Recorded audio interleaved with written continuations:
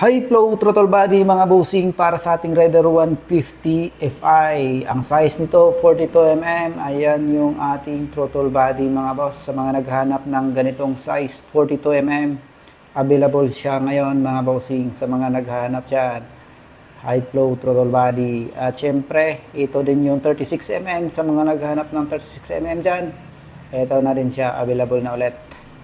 Ayan, binuksan ng aking kasama para maipakita din sa inyo mga boss yung ating 36mm throttle body Raider 150 Fi. Goods to para sa mga stock dyan na gustong mag high flow throttle body 36mm. Ito yung kadalasan na ginagamit mga boss, stock or super stock.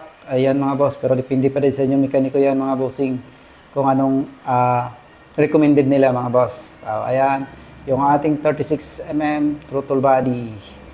Ayan, at pinicturan ng aking kasama yung ating throttle body at dito naman tayo sa 38mm. Ito yung 38mm mga bossing. Ayan, sa mga gusto ding mag 38mm dyan para sa ating Raider 150 throttle body. Ayan yung ating throttle body mga boss. Tingnan nyo naman kung gaano yan kasulid.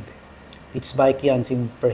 So, ayan lang mga bossing, yung ating updates ngayon. Abang-abang sa mga paparating pa na parts para sa ating mga motor. Kaya kung di ka pa nakapollow, kung interesado kayo ma-update, pwede nyo kayo i-follow mga boss.